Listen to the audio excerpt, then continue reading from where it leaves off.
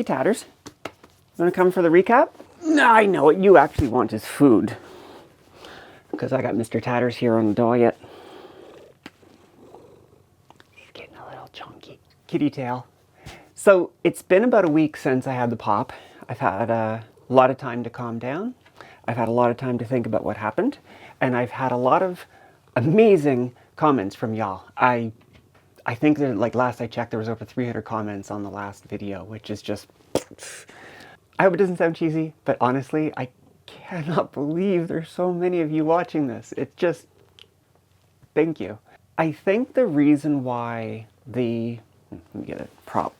I'm pretty sure the reason this blew up was because of when it was charging, all of this wire, and particularly that nice big coil of wire, all this wire and all of the wire going down to that BMS, it all had power on the line. When the BMS decided it needed to disconnect the charging because one of the cells hit its limit, all of that induced power into the line had to go somewhere. If I understand the physics of this right, the magnetic field around the wire collapsed, caused the voltage to spike.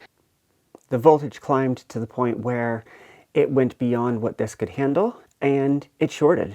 The short was probably the initial pop that caught my attention before the camera was turned on. I ran into here, didn't see anything going wrong, and turned on the camera, went to get my phone, sat down, was going to do the screen recording, and then eventually there was enough heat built up and enough power going through that it started to catastrophically fail. And the rest you saw on camera. Well, as much as you could see it on camera because I had the camera pointed up too high.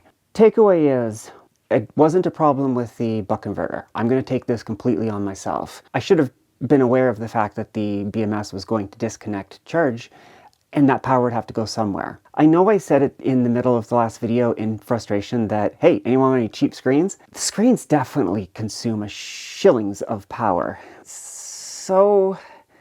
I don't know. I don't know if I'm going to use them. I might put them on a single bus off the 12-volt rail, put it on a switch so I can just turn the whole bank on when I need to and turn them off when I'm done. I haven't decided yet. So for the couple of folks who reached out asking me if I was actually serious about selling the screens, not yet. Now, before I get on to building the 12-volt batteries, I want to start another experiment with the balanced trigger voltage. So as you can see, I have discharged the batteries down to 40%. To get it to 40%, I had to run my rack pretty much the entire week. Have I mentioned lately how much I love this battery pack? It is staggering how much power is in this thing. The new experiment is going to be this. All of the batteries have been discharged to the same state of charge. They're all connected to the same bus currently, and they've been allowed to equalize for the last, I think, 2 or 3 days. I haven't actually been discharging from them. All of the trigger voltages have been left the same as before. Now, what I'm really curious about is, I want to see how much this throws the balance off of the cells inside of the packs, not just the parasitic draw. This is one of the comments I saw a lot in the last video where people saying that, oh no, it's not about parasitic draw, it's about throwing the batteries out of balance. So now it's time for me to build the 12-volt batteries, which is the main purpose of this video. There's going to be a little bit of continuity weirdness here because I'm recording this intro way after I recorded the start of the build of the 12-volt battery. I actually started that before the Christmas holidays. So very shortly, you're going to jump to when I started to assemble the 12-volt batteries out of disassembling the old first 48-volt pack. And I got it to a point where I realized I'm about ready to start assembling it, but I don't have fuses or switches. After the festivities of the last video, I don't even want to begin to assemble the pack without first having fuses. I'm going to leave all the BMSs connected and powered up. I'm going to seal the fuses and the switches off of 2 of these packs to use for the 12-volt.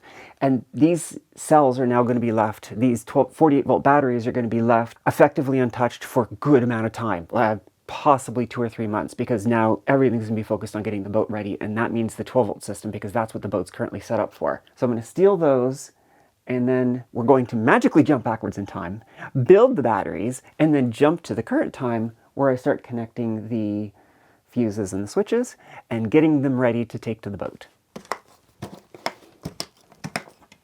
Those are all off. Main bus is off. This is off.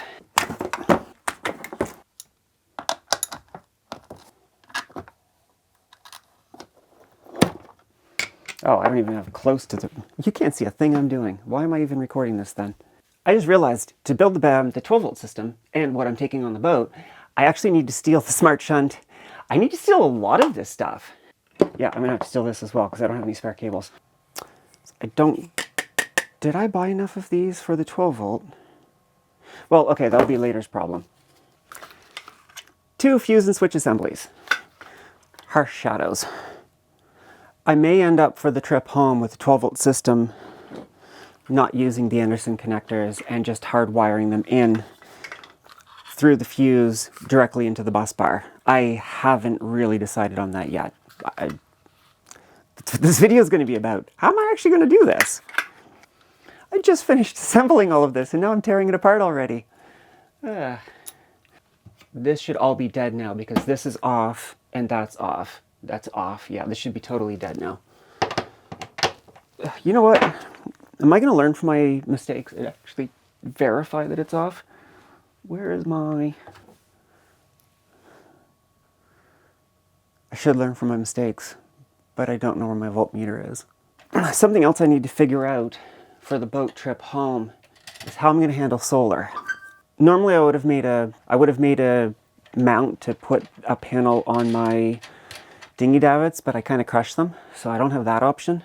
Once I leave my marina at the end of March, I'm going to have to pay $6 a day to get shore power. So I kind of have 2 choices. That is run the engine using the inverter, using the alternator through the lead acid through the onboard inverter to charge the 12 volt, pay for shore power to connect to repower, or get solar. Right now, considering this is just a trip home and that's all it needs to do, I'm thinking I might just run the engine. It hasn't been very clear up until now just how much I'm winging things.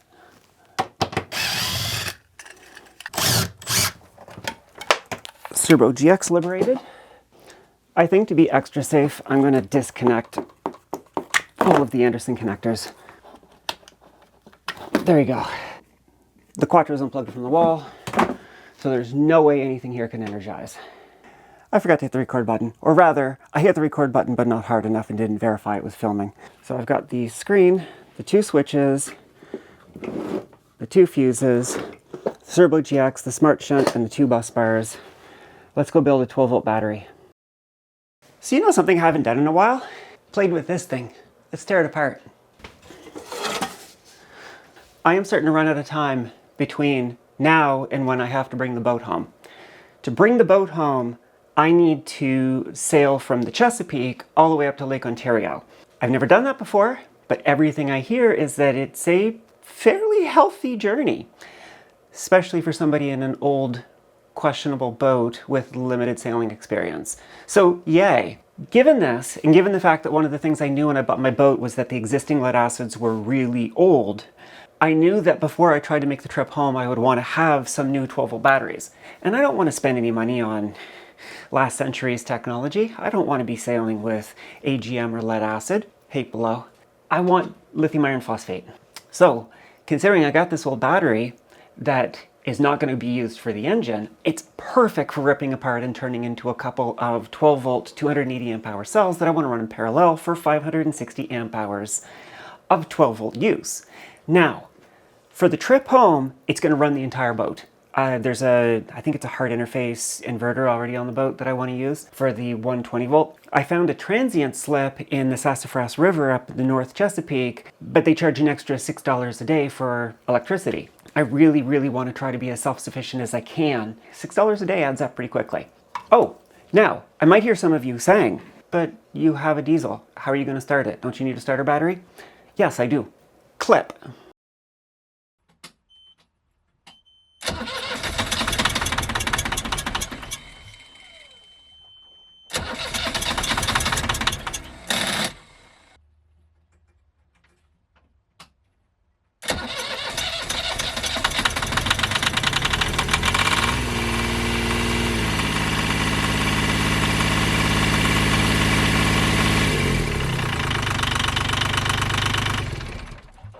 So what you just saw there was, for a very brief moment, it hit, I think, 280 amps. I'm recording this without having reviewed the footage in a while. Point is, actually no, I think like 220 amps.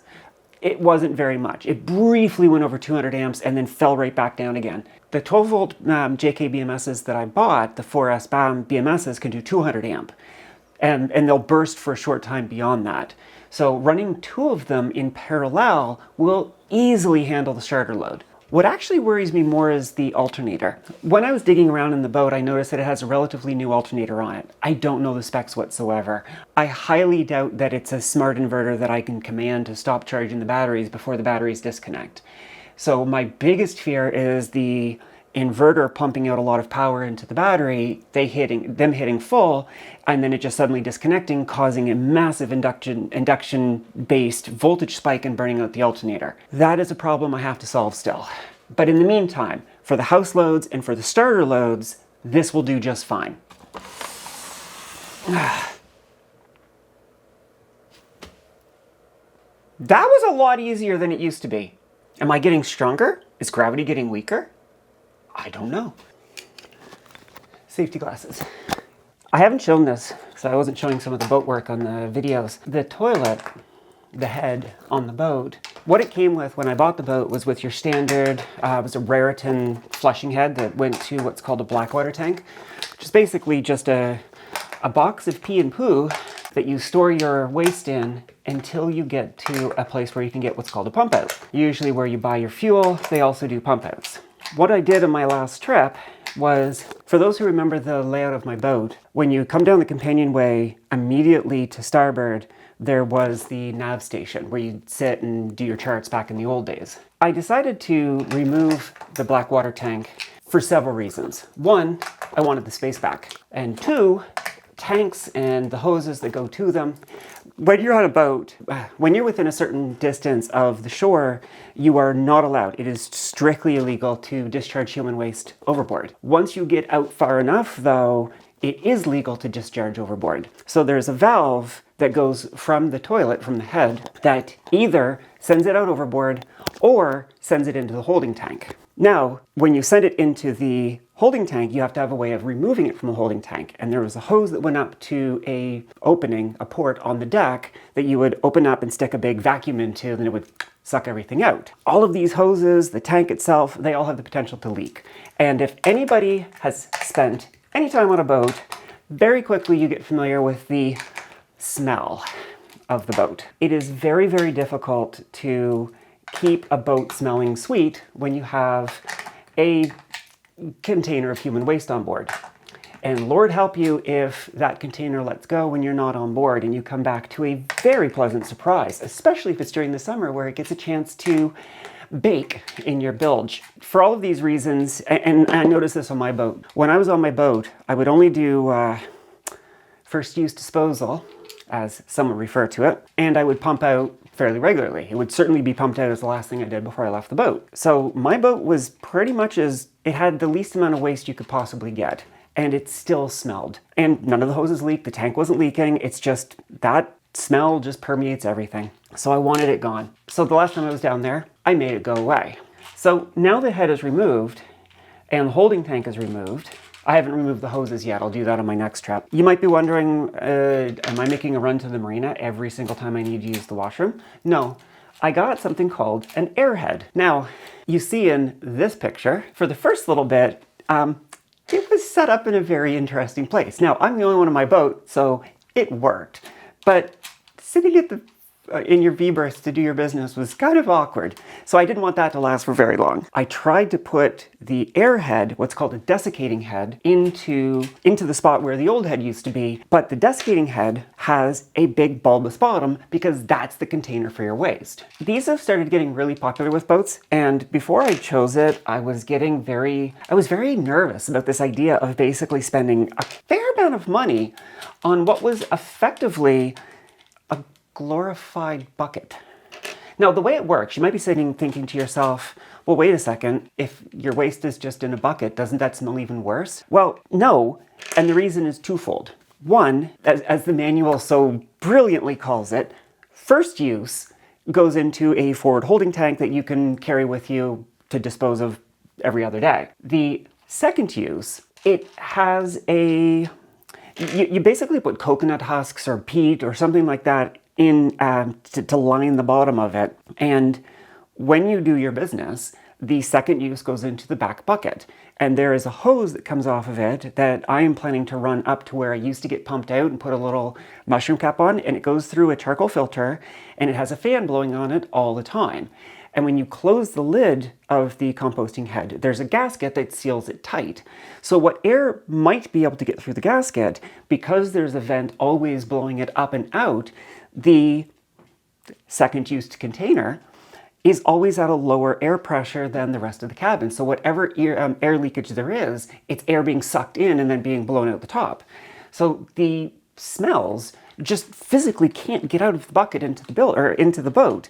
So it actually ends up smelling a lot better. Now, one of the problems of going to a desiccating head is that because the storage is right there, the head is a lot taller. So in my boat, if you notice in the pictures where the head is, it was sort of set back, and the back comes up, goes over, and comes up. And that's the housetops for the cabin top, the part that steps up over the deck and gives you the little side deck walkway that you walk on to go to the front of the boat. With the new desiccating head, it puts me so far forward that I'm basically sitting like this on the toilet, which is not very convenient. You tuned in to watch a battery be turned from 48 volts to 12 volts, and instead you get a whole conversation about toilets. Welcome to the channel. Picatso, what are you doing over there? Do you guys see that cat? What are you doing over there? You're just staring in the corner. Is there a ghost? Anyway, so one of the other things I've had to do in order to make this work is I've made a white oak panel. So it's very strong, very rot resistant, and it allows when I go back down to the boat next time, I'm going to be able to do the finish shaping and set it in, and that'll let me put the head forward. It'll overhang the sole of the head, the floor of the head, but not too much. It means that if you ever happen to come visit me, I hope you're tall, because it's a bit of a step up into the toilet. Now, all of this discussion about the head, what the hell does it have to do with batteries?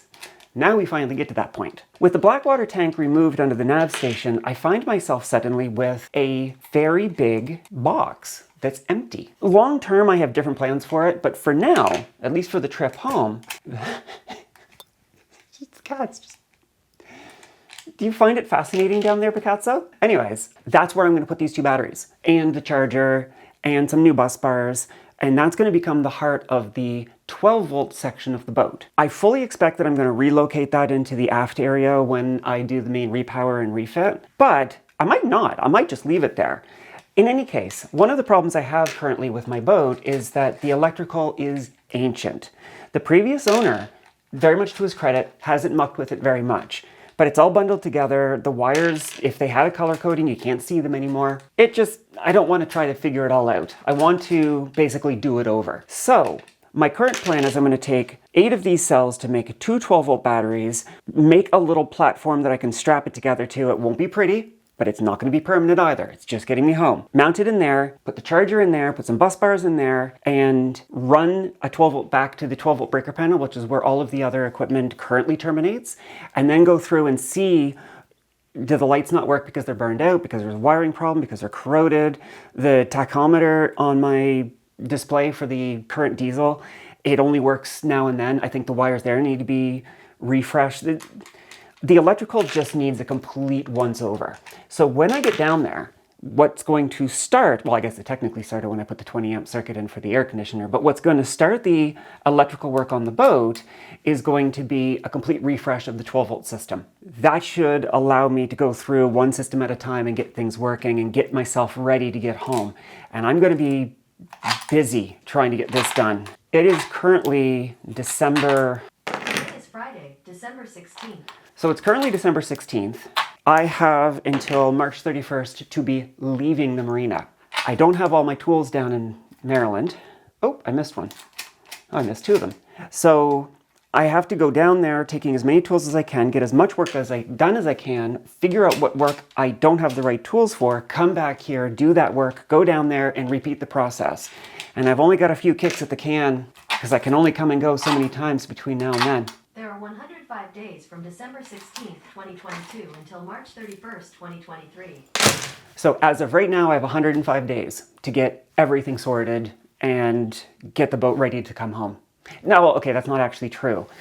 On March 31st, I leave and I have about an 8.5-hour journey, assuming I maintain an average of 5 knots and go in a straight line, neither of which are guaranteed, to go from where I am to where I'm going to be staying in the Sassafras River. I got a lot to do. I have a lot to do. All right. Man, this was a nice box. Oh, I have to keep cell 1 no matter what.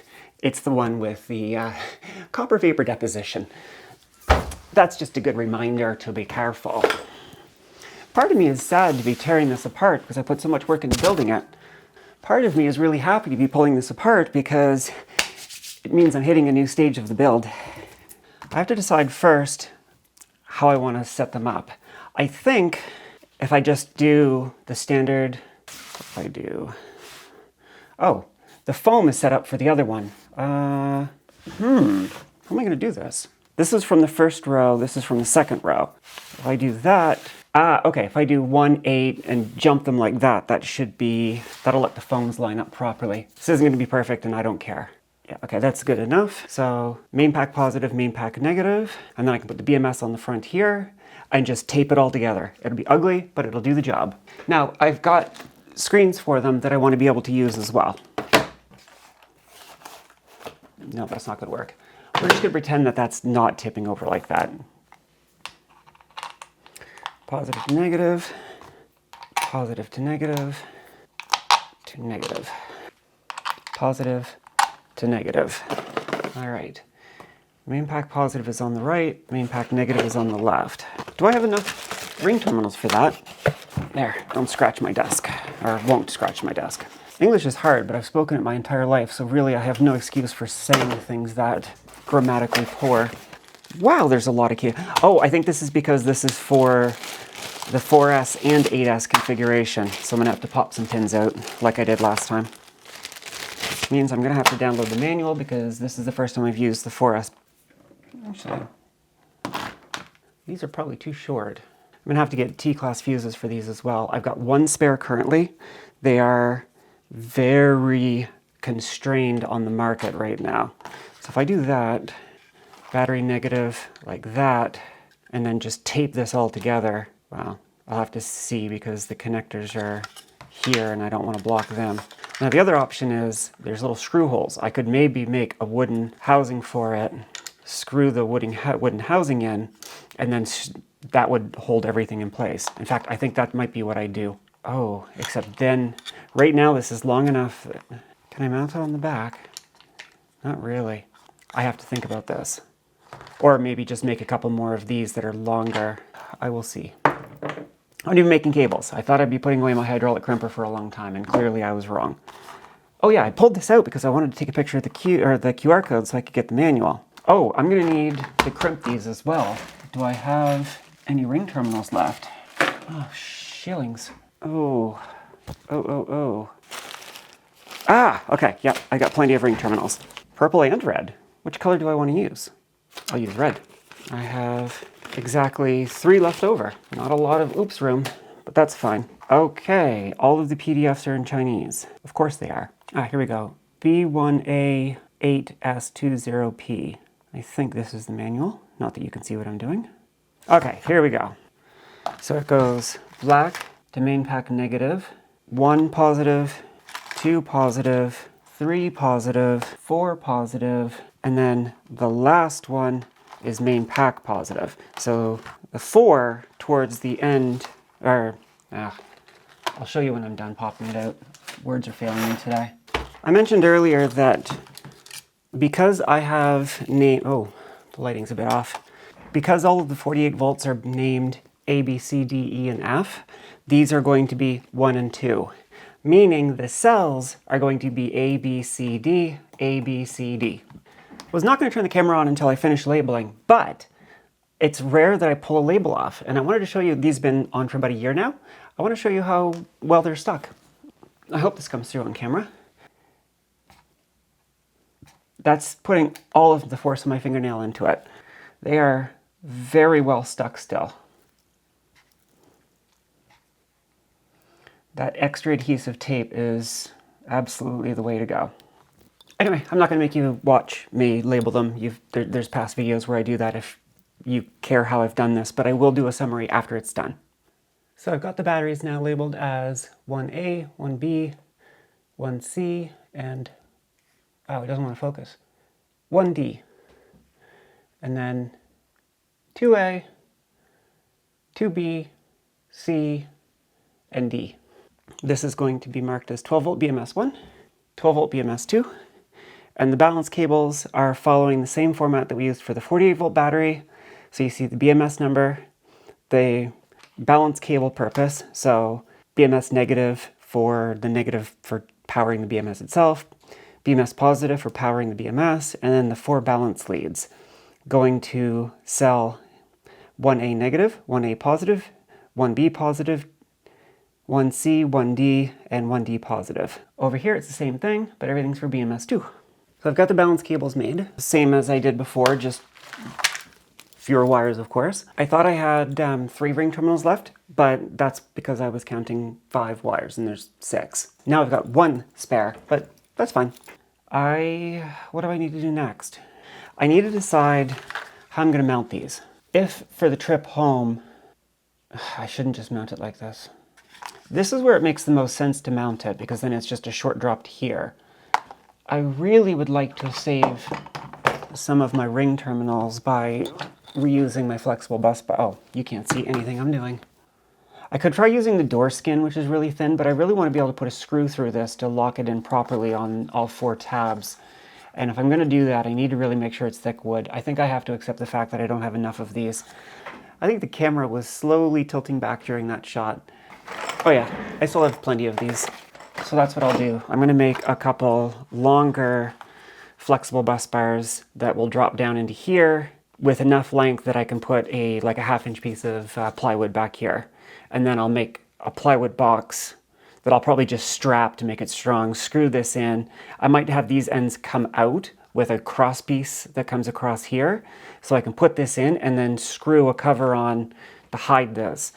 I have the main pack negative coming out of here and coming out, but if I put this here, what I can do is run the negative along up and out and have the positive come down and out.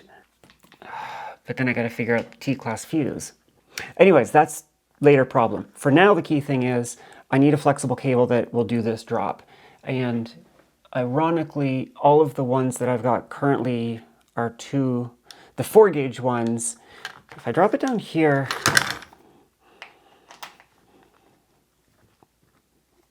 will any of these work? You know, maybe that'll work. And just do that. Now, for the sake of $10 worth of ends, I'll make some new wires. Okay, Maddie, stop it. Just make new cables. All right. So I want to come from here. Yeah, that should be a good length right about there. Oh, do I not have any cutters? I gotta go get my cutters. Let's try this again. Yeah, I think that's going to be long enough. It's absolutely shocking to me how much of this 10 gauge wire I've gone through. There's a very good chance I'm going to need to buy another spool.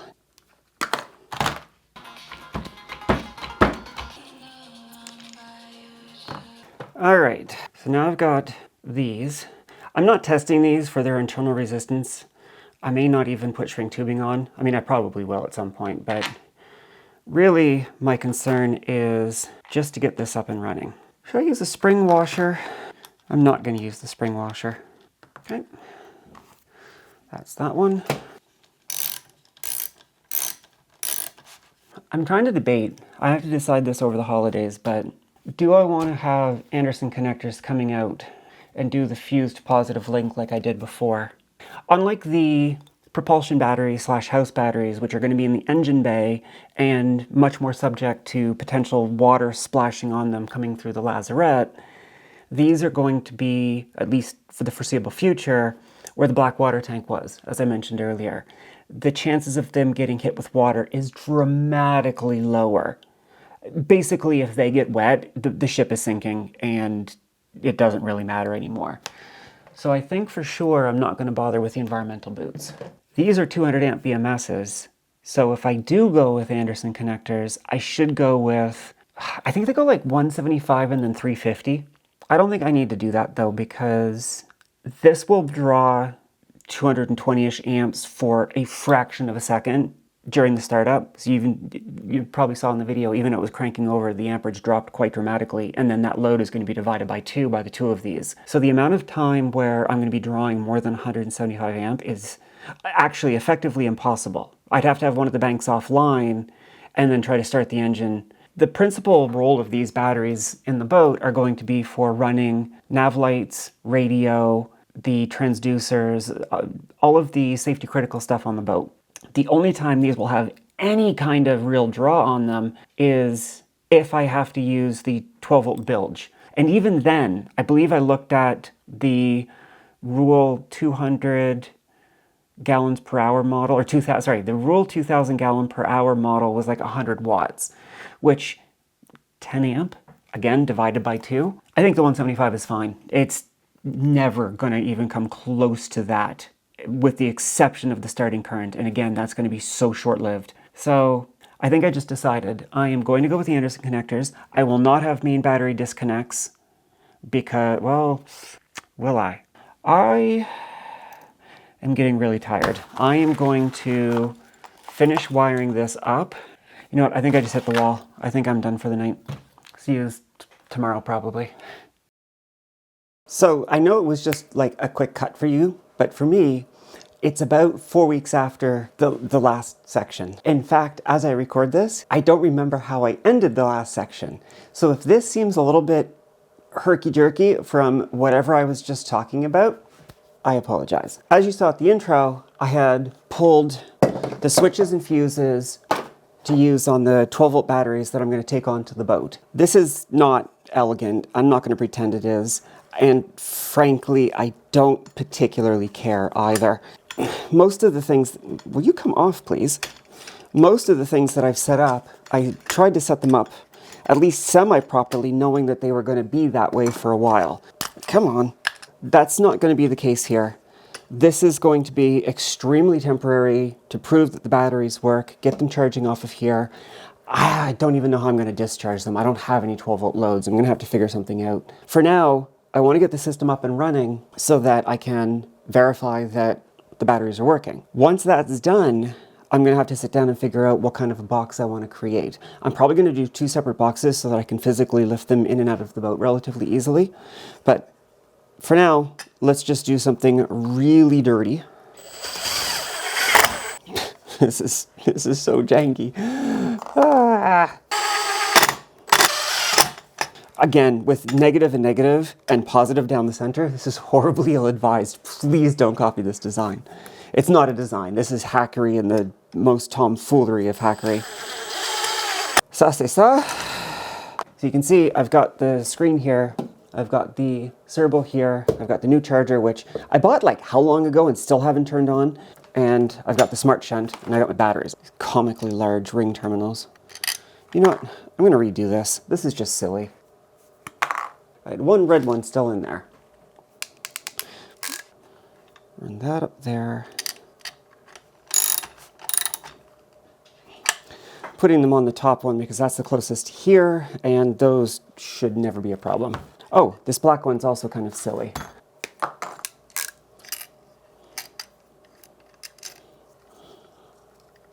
Fuses. I think what I need to do is test these voltages and boot these BMSs. How about we do that? Hey, Picatso, you coming to say hi to everyone? Say hi, YouTube. No. Come on, buddy. You're adorable, but you're not allowed up here. Back to our regularly scheduled chicanery. I just connected this to the back of the servo. Run this into the VE Direct. I might be able to get only 10 gauge out of here. Oh, it's only a 30 amp charger, so it doesn't matter. Yeah, so 30 amps going to have to come to the bus bars. I'm really running short of parts and time. So that's going to be ground. Let's test the voltages. 10, 13, 13. Okay, so BMS2 is good. Plug it in. Oh, plug it in the right way. Let's do the other one. 10, 13, 13. Okay, so that's good. Plug this in. Need to go onto there, which means I need some length of cable. Oh, I got that one already. Did Past Maddie actually prepare? Oh my God, Past Maddie prepared the cables. How lovely. Thank you, Past Maddie. Now, I'm going to learn from my mistake. The positive is going to be on the far side of the fuse this time. and the negative will be on the output side of the BMS. So the screens will be fully protected this time, and there's no buck converters to go crazy. Now, I would really like to put these on switches. I don't have switches yet. That's going to drain these batteries. I don't care on that in this case. If I leave the screens when I go to the boat, I'm going to put a proper switch on them. I just don't have any proper switches at the moment. But as you're noticing a theme, I'm going to be placing an order soon. I have to. A lot of people are feeling the stress these days. I do not want for a second to sound like I'm complaining. But like everyone else, I'm feeling the pinch these days. But hard times pass. Grab some favorites for when I do the 10 gauge to charger here. Red was positive, yellow was negative. Pretty sure. God, this is such fun gauge wire. So cut 4 pieces of shrink tubing, slide them over the wires. Do them all now because otherwise I will forget. Oh, my helping hands. Where are my helping hands? They would be very helpful right now. There they are. Anchor tinned copper to whatever the hell this cheap JKBMS screen is. Whatever. Okay, should you like to melt, please? Why are you not melting? Cut the tip off to expose some of the flux inside. I need to get some flux paste. I don't have any. I've had a few people say, it'd be so much easier if you just use flux paste. There we go. Doesn't have to be perfect. Oh, the difference in gauge between this wire is absolutely silly.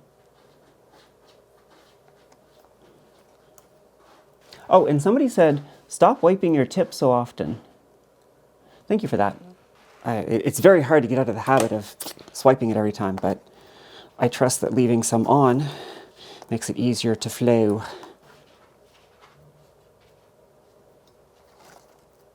I suppose I should show you what I'm doing. What I'm doing is I'm taking the wires from the 2 bundles and fanning them, pressing them together so that they're like this, and then I twist them up so that they get all interleaved with each other before I hit it with solder. I don't know if that's the right way to do it, but that's how I'm doing it.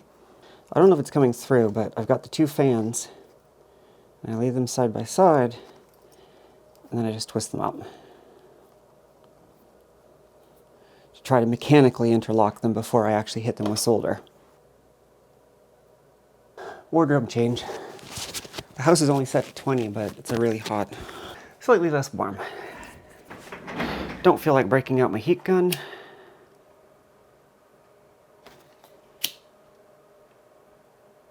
All right, I have power cords. I guess what I can do is just unplug the back of the screens when I don't want it running. All right. I suppose if I hadn't opened these, I could have sold them as new, but I'm so deep in the hole at this point that it hardly matters. So this is going to plug into, yeah? Yep, that looks right. It is now time to decide what I am going to do with this. I have to get them over to the bus bar. Problem is I need to have enough length in my negative wire to get from the negative bus bar to the BMSs. And I don't think any of the old wires I have kicking around are long enough to do that. I mean, I could get really kind of skizzy and just bolt them together and make a longer cable, which, you know, might not be the absolute worst thing I've ever done. Am I actually considering this? What do you think? How much would I hate myself for doing this? If I did that, like that. I mean, it'd be ugly as sin, but it would work. Let's see how many ring terminals I have left. I got 7. I need for this bus bar. I believe these are for this bus bar. Yep, 7 for that bus bar. So I've got enough, if only just. All right, you're not gonna see this. I'm gonna go downstairs with these and make a decision on that loop of cable, the one that jumped in the last video. I was trying to save that because I thought I might need it somewhere else, and I didn't want to cut it because I thought I might need it somewhere else. This is somewhere else, so why don't I use it here? But I'm gonna go downstairs and look at those cables and make a decision. If I come up with a couple of coils, you'll know the decision I made. Be right back. Decisions were made. It already had the right size ring terminal for going to here. This goes to the battery, which now begs the question, I think I'm going to bring the two negatives. What I would like to do is bring the two negatives into a common bus bar, and then off the bus bar come out to here so that the shunt could read these two, but they were two independent. I can't do that. So, what I got. This is why I save all my scraps. So what I can do is come from here like this to a single terminal and then bolt others onto it. Actually, do I have one that's already got the two sides on it? There you go. I'm looking for one that has these two sizes on it already. That'll save me crimping. Nope, no luck. I know it seems to be weird being a little careful about part use at this stage, but like I said, it is what it is these days. Yeah, that'll work. So basically I'd make a star pattern. So go to one BMS, the other BMS, down to the smart shunt. All right, so that's vaguely what I'm going to create, with this one going to the smart shunt and then splitting out to the two BMSs that will connect to the actual BMSs through these flexible lines. Am I proud of this? No, absolutely not, but it'll let me keep going. However, if there's one thing I've learned lately is stop when you're tired. I'll see you guys, well, for you. All right, it is day the next, and I've been doing some thunking. First thunk is that this project's taking me way longer than it should, and I don't know why. I wanted to mention this because one of the whole points of this channel has been to show the realities of doing a big project. And I think I'm in a funk, and I think this is normal for big projects. I was so focused on getting that big bank of 6 48-volt batteries built that I got them built, and now I'm ready to move on to my next task, and I just kind of feel like I completely ran out of steam. I need to figure out how to push through that. I've been really struggling to get this done. That said, one of the things I was thinking is that this thing that I'm doing here, it's not going to work. And the reason it's not going to work is because I was thinking about the assembly of these things on the bench. These have to go to where my Blackwater tank was. The Blackwater tank, well, the Blackwater tank's gone, so now it's just the area under my nav seat. It's an open space. I need to have a platform in there to put these batteries, and these batteries have to be in boxes. I'm already out of time. If I don't have enough ring terminals, I can't get the parts in time. Well, maybe I can. It's really tight. I need to run the negative cables. So the positive cables, I'm going to take this off. I'm going to take these Anderson connectors off, and I have to run a wire up to here. So basically I think I'm going to do is have the negative and the positive cables come out of the top of the box and then come down to the two negatives will come to this terminal on the smart shunt, and the two positives will come to the center bus bar. And then from there, they'll go out to the rest of the boat, and the charger will come in and whatnot. I haven't made the boxes yet. I haven't even designed the boxes yet. One of the problems I'm going to have to deal with is the fact that I'm going to have this up like this. This cable has to come out, along, and up here, which actually shouldn't be too big of a deal. And I have a fair bit of cable from what I cut off downstairs. So I'd probably want to do something like that much. Come out. Maybe I'll want to go to about here, give myself some more slack. This is going to sit in the box under the nav station where the Blackwater tank used to be, probably mounted against one side. These will be in enclosed boxes and somehow mounted, and all of it will be secured in there. And then from here, I'll have the two wires coming out. If I have space, I'll also mount the charger in that box. I'm really kind of pushing it for space at that point. Or maybe I have plenty of space. I can't remember right now, but regardless, this has to get sorted out in that box. This has to get into that box. I have lots of 10 gauge wire, so if this has to go somewhere else and I have to run longer wires, I'm not too terribly concerned. 10 gauge, 30 amp, no problem, all day long. I just realized this is already the right end for the smart shunt because this is where it went from the bus bar to the smart shunt originally. So if I take this off, put this here to about here, that should give me a fair bit of slack coming out of here. Okay, so that going to be that. Probably more than I need, but again, this is my get home solution. Please, people who are saying this, don't think this is my long-term solution. I know there's nothing more permanent than a temporary solution, but this really is temporary. This is my get home motor. I said get home motor. This is my get home battery.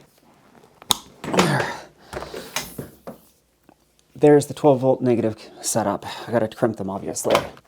Really, really, really, really low on black cable. I'm gonna have to pick up another roll. I cannot say that I was not warned how expensive boats are. I'm specifically warned repeatedly on how expensive going electric would be. So, you know, if I sound like I'm complaining, I'm not. I got myself into this. I will get myself out of this. All right, so the next thing I need to figure out is the positive cables. Now these positives also need the big, round shit. Do I have two? Please tell me I have two left. I mean, I guess in a real pickle I could drill one of these out, but I do not want to do that. Oh, okay, so I've got one. I just need one more. I just need one more. I don't think I've got one. Shit. Nope, I'm short one. Complaining about parts I don't have solves nothing. Oh, I think I threw one of these downstairs. Be right back. I didn't, but I have a solution. It might be slightly desperate. I'll bring you along. Mind the shite lighting. Oh, do I have one? Not completely shite, just mostly shite lighting. I can steal the this cable. So where's the negative? This was the cable from the bus bar that I cut. I'm gonna cut the positive to about the same length, and that's currently going to here. Actually, holy crap, I could have just saved myself another ring terminal. This is coming off of this, and this is probably about the right length that I want for the positive cable coming off the 12 volt, so I can just steal this. In case you're wondering how serious I was about the 48 volt not coming back online for a while when I started that test, I need to get a socket for that. One positive power cable. You know, I'm gonna cut this short anyway.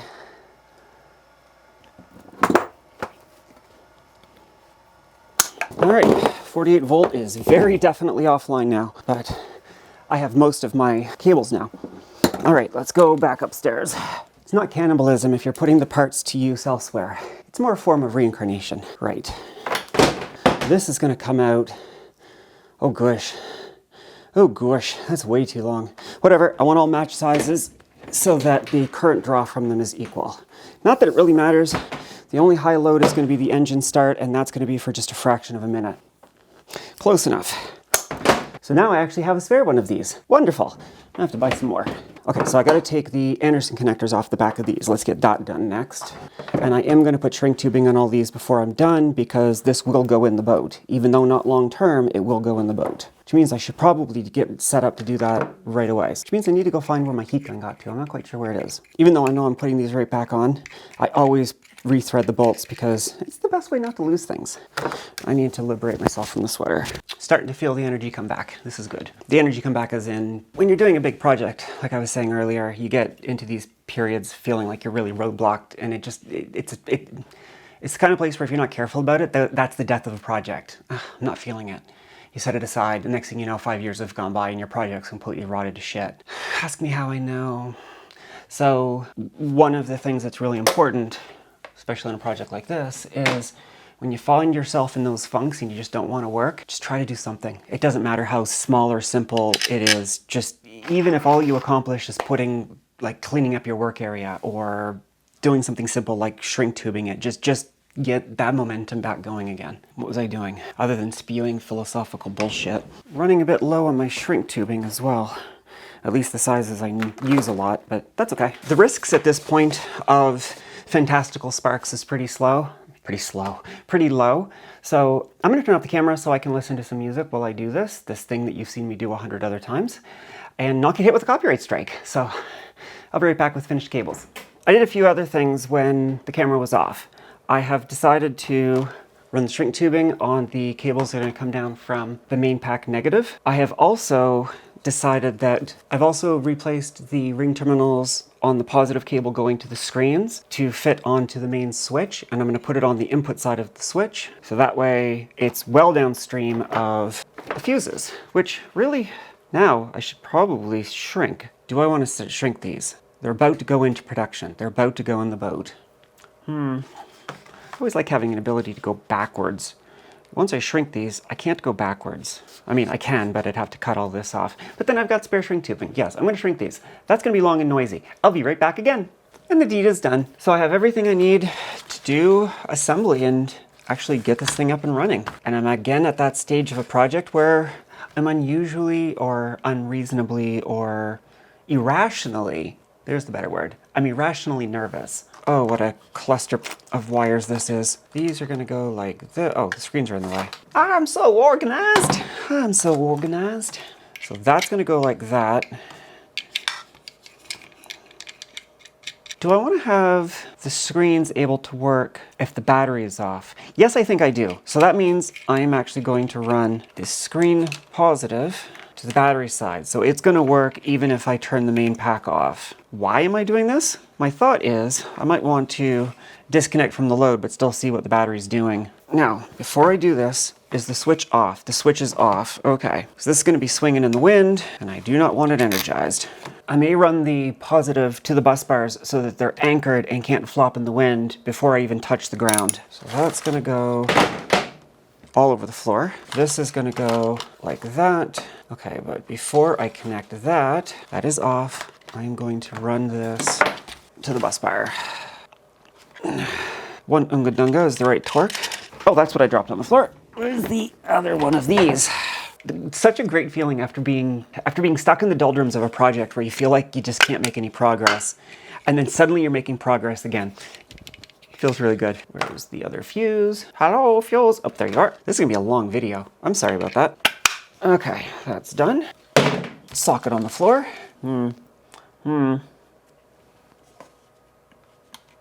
There, now that's safe. Actually, that's not a bad idea.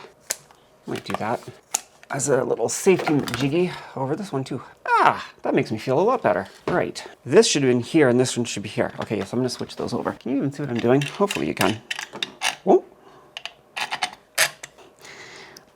I also made, when the camera was off, the cables to go from the bus bars. Oh, God damn it. Can you see that? So I've got the ring terminals to go onto the bus bar on one side, and I've got the fair rules to go into the charger on the other side. So I'm going to wire these in right away as well. Okay, I need to go find a screwdriver that will fit down this hole because it's really deep and it's relatively narrow, and I really worry I don't have something that's going to fit that. All right, I couldn't find really the best screwdriver. This is the best I've got, and I'm not going to be able to get enough torque on that, but that's fine. For the point of making sure all the wires are anchored so that there's no risk of a shock, they will do the job. All right, that is the positive side done. I was thinking I was going to fire this up today, but realistically that's not going to happen. So my goal now is to just get everything wired up today. And then tomorrow I'm going to just have a good night's sleep. And then tomorrow I will come back and sanity check all of my wiring to make sure that everything looks good before I hit the go switch. I can get this on now. I don't know if it matters or not at this point, but I am using, can you see that? I don't know if you can see that. I am using a split washer. I'm using a split washer. Okay, so that's connected. That is not connected. I will do that last. That's the power switch for that one. That's the power switch for that one. Let's get the ground wired up. All of this is gonna have to find a way to be stuffed into a box when I head out to the boat. All right. That's connected. These are going to be the very last things to do. So the last thing is to connect these two. Last thing on the battery side, I still need to finish up the charger side. I can't this over at an angle as quick as I can because it's going to come up this way. So I got my negative running over here. That goes to here. That is a loose fit because I need to do the other wire now. I really don't like sharing ring terminals of this size on a post this size, but ABYC says it's okay. Right, in from the two batteries, out to the negative terminal. Okay, yep, that's fine.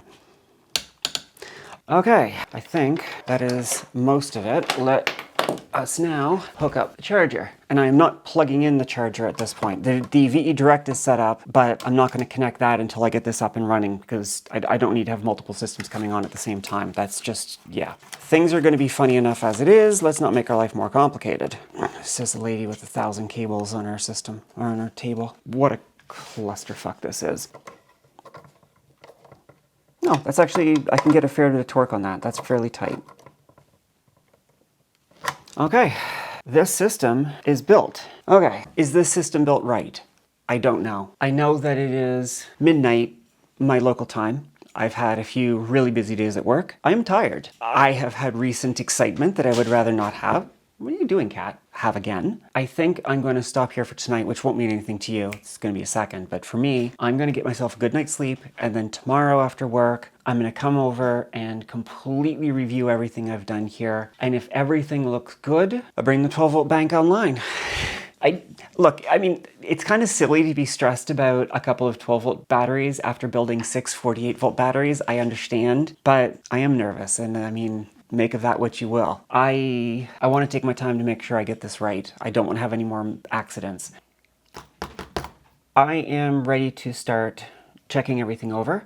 What I realized just a moment ago was I tried to push these together and I noticed this bolt was moving.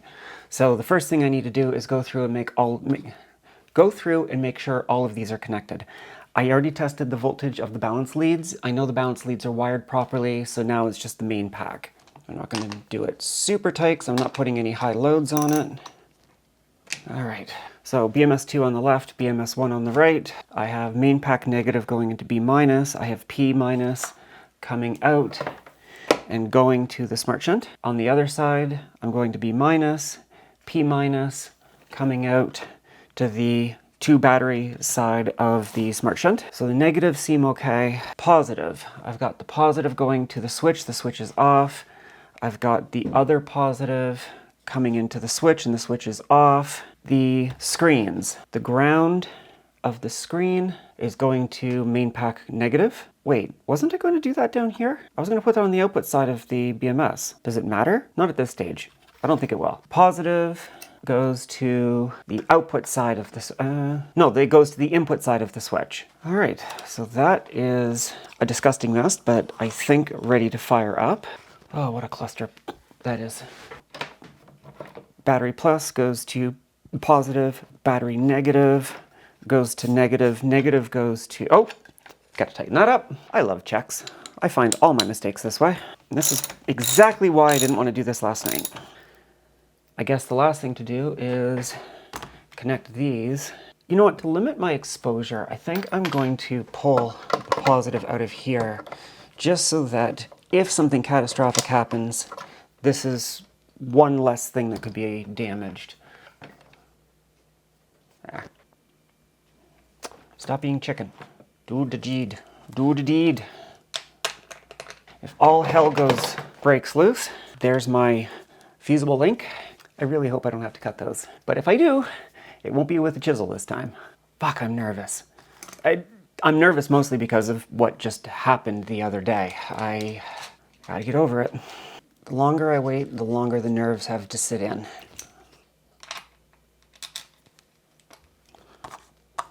Oh, and the screen's already booting up.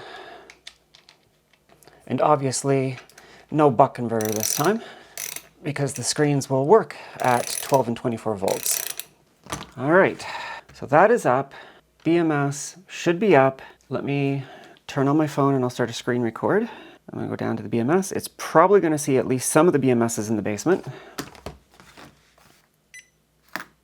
It's booting, and there it is. Alarm, cell count not equal. Okay, that's expected because it's thinking there's 8. So let's go into settings. Okay, let's change this to 4. We're going to set the battery capacity to 280. The state of charge dropped. Calibrated voltage. It won't be perfect, but so I was using the AC only clamp amp meter as my oh, there it is, it's right there. This is my voltage standard bearer. I'll calibrate the voltage. At the base of the ring terminal is nothing. Oh, fuck, because I have in amps. Oh, go me. It is 13.31 and it's reading 13.39, so we're going to change that to 3.1. Cell over voltage protection. Oh, we got to change this to LifePo 4. There we go. It obviously defaulted to something else. It's seeing the temperature. Okay, I have to take the earrings out. For some reason, they're bothering my ears today. I think we set the over voltage protection to 4.5. I'm not doing a capacity test on these because these are from the first 48 volt and I've already capacity tested them. Under voltage protection is set to 2.65. That's probably a bit. Oh, return. Over voltage damn it. Come on, Maddie. 3.55. Return is 3.45. Under voltage protection is 2.6. set that to 2.65 for recovery. Power off voltage is 2.5, that's fine. Start balance, we're going to change to 3.4 as per Andy's suggestion. Max continuous charge current, it should be able to go all the way to 280 or 200 amps. This is a 200 amp continuous BMS. So I should be able to set this to 200 amp. All right. Oh, temperatures. Charge under temperature protection. Let's set that to 3 degrees. Sending failure. Oh, because the return is too high. We'll set the return to 5. We'll set the shutdown to 3. And again, I set it to 3 instead of 0 because it's possible that the temperature sensors will be cooling down later than other parts of the cell. So it just gives me a little bit of a buffer. That is set. No, wait. Why is the cell count back to 8? When I switched to LifePo 4, when I switched to LifePo 4, it reset everything. God damn it. Wait, and then it just jumped to 78% charge. It doesn't matter. This thing is almost full. It's only been self-discharging for a few months. What the hell does this thing know? But this means I have to set this back to 13.3. Oh man, it undid everything. Okay, we have to set the chemistry, then set everything else. Now I go back to status. Things look good. So that pack's alive. Let's do this one. You know what? I think I'm going to turn this on and that should power up the servo. Okay, fingers crossed. Oops, what did I just do? Ah. Oh, right, I wanted to rename this as well. Modify name, and this is going to become 12V BMS.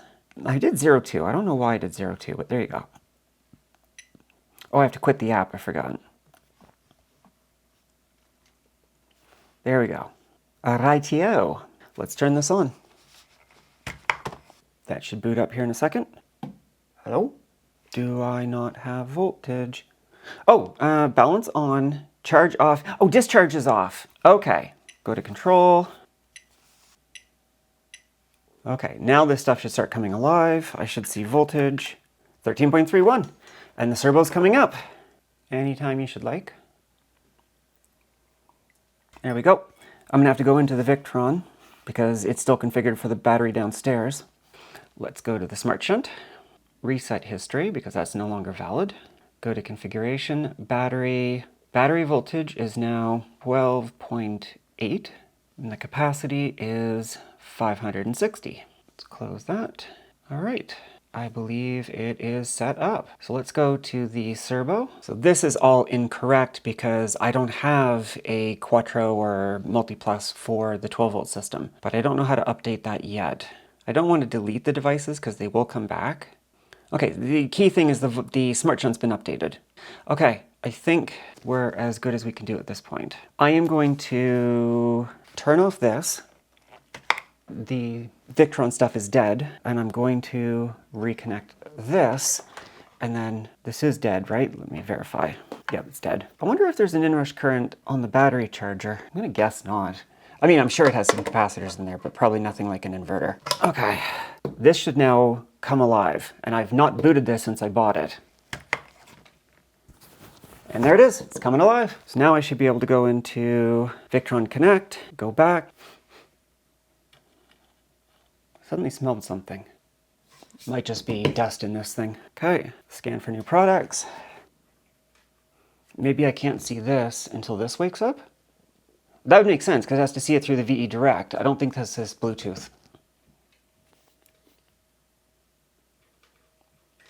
Don't see other products you are looking for. All right, well, did this turn off? Is there a switch on it? I saw this turn on briefly. I have voltage on the bus, don't I? 13.30. Why is this not lighting up? VE Direct. Okay, so now it's off entirely. Okay, it's lit up. You see the lights, and it turns off right away. What am I doing wrong? What am I doing wrong? Does it only wake up when it's powered by the 120? Okay, so let's turn this off again. Pull this out. I'm going to put a little protective sleeve on there. So this, it's grounded, but who cares? And now I'm going to plug that in.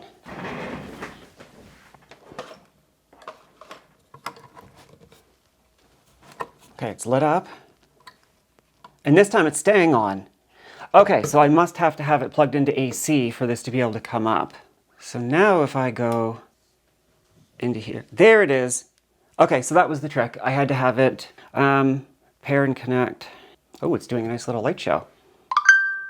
1, 2, 3, 4, 5, 6. There we go. Unsecured access. No, I'm going to do all those when it's actually on the boat. Maximum charge current is 30 amps. That's fine. That's what I paid for. I just need to make sure that the chemistry is set to lithium iron phosphate. Am I staring right at this? Function. Oh, it runs as a power supply. Neat. Not useful right now. Oh, battery settings. There we go. Battery presets. Built-in presets. Lithium ion. There we go. Down there. Now, what they call lithium iron is lithium iron phosphate. Join existing. Alrighty. So now it's Bluetooth to connecting to things as well. So now if I come back here, voltage 14.2. 3.55. Okay, Google. 3.55 times 4. The answer is 14.2. 14.2. Perfect. That's what I want. State is closed. Current is 0 amps. History, nothing. All right. I'm going to call that configured. So what I am going to do now is, this is still energized, isn't it? No, it's off. Okay, if that's off, then that means I can reconnect this. There we go. That's connected. Let's turn this back on. And now this should see the battery. But I don't want it to charge right now. It's probably going to start charging. It's in absorption, it's saying. Active cycles, status. Yeah, it's pushing 30 amps. I don't want that. Okay, I'm just going to unplug this for now because I don't want that charging. And that completely shut down. Okay, so no AC, no that. Understood. Okay, so now I know that is working. I just have to plug this in. Spirituals, let us go back to getting the other battery up. So I am going to turn this one off because this is going to try to dump charge. Whichever one's high is going to dump charge into the other. Did I tighten that up properly? Yep. So now we'll go into the BMS. Oh, no, I haven't turned the BMS on yet. Let's turn the other one on.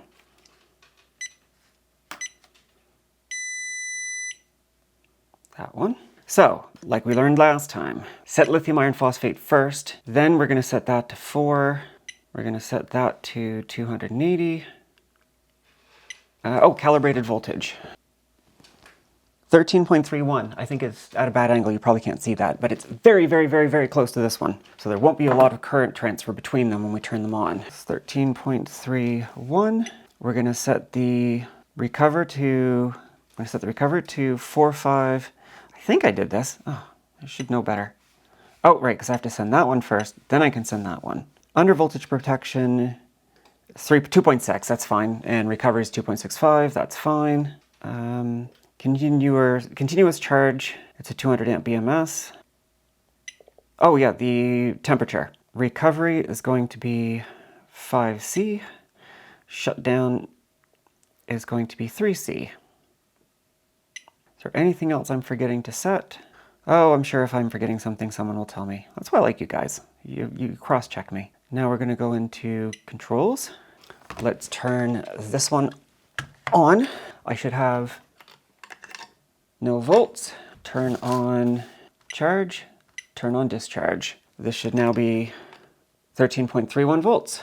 This is showing 0.2 or 13.32, this is showing 13.3. Okay, I'm gonna make sure you can actually see what's going on here with the screens.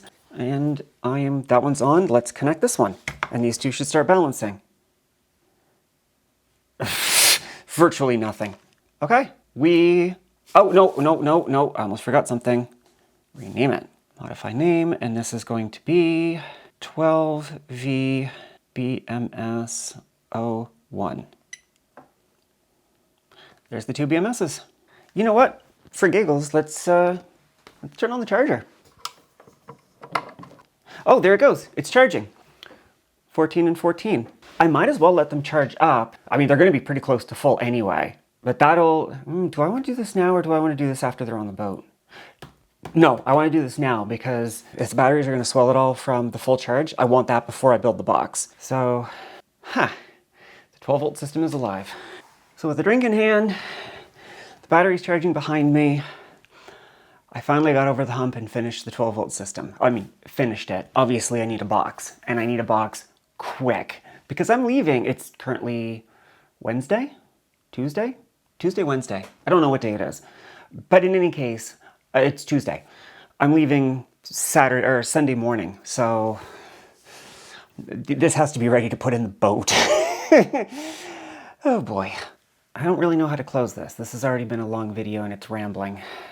I think the two biggest takeaways from this little 12 volt project is, one, after you finish a huge project that's part of a bigger project, hitting that slump, it's really, you have to be really conscious and push yourself back out of it. At least I do, and maybe you don't, but I do.